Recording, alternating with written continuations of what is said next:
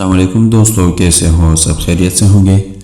دوستو، آج کے ویڈیو میں ہم آپ کو بتاتے ہیں کہ حالت حیض میں بیوی کے ساتھ لیٹنے کی اجازت۔ اسلام تو احکامات کی جڑ کاٹ دیتا ہے۔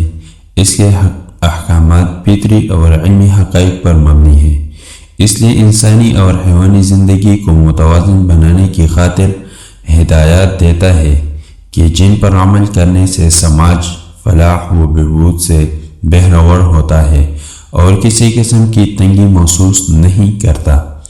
بعض مذاہب میں عورت کو حالت حیض میں اس درجہ ناپاک سمجھا جاتا ہے کہ اس کے ہاتھ کا پانی پینا، کھانا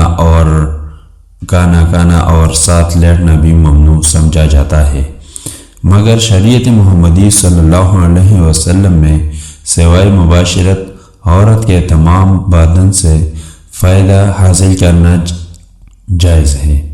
ساتھ لیٹنے اور بوسہ و کنار کی پوری آزادی ہے، مگر عورت کے زیر ناف حصہ کو یعنی ناف سے لے کر گھٹنوں تک برہنہ نہ کرے، سوائے صحبت کے پاجامے کے اندر جس جگہ سے چاہے لذت حاصل کرے۔ ساتھ میں کھانا پینا اور ایک ساتھ لیٹنا بھی منع نہیں ہے۔ دوسری بات یہ ہے کہ حیض کے بعد کب جماع کیا جائے۔ جب حیض کا خون بند ہو جائے اور عورت اپنی شرمگاہ کو دھو لے یا وضو کر لے یا غسل کر لے، تب اس سے جماع کرنا جائز ہوگا۔ اس لیے قرآن مجید میں طہارت کا لفظ استعمال کیا گیا ہے، جس کا اطلاق تینوں حالتوں پر ہوتا ہے۔ اس مسئلہ میں ائمہ کا اختلاف ہے۔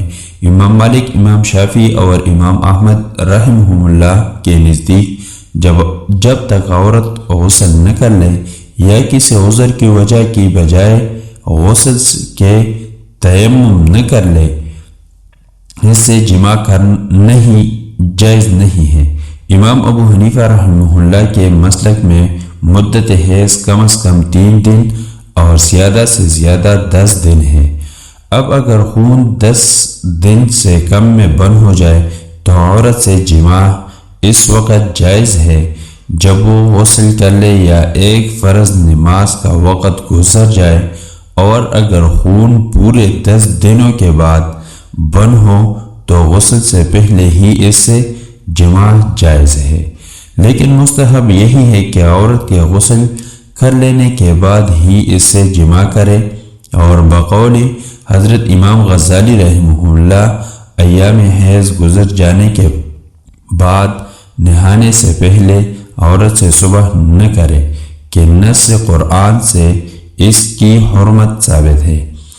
اس کا فائدہ یہ ہے کہ چونکہ ایام حیض ہیں عورتیں غسل کرنا بند کر دیتی ہیں، اس لیے عقل سلیم کا بھی یہی تقاضا ہے کہ بعد غسل صحبت کی جائے تاکہ بوس و کنار کے وقت عورت کے بدن کی بدبو ناگوار نہ معلوم ہو۔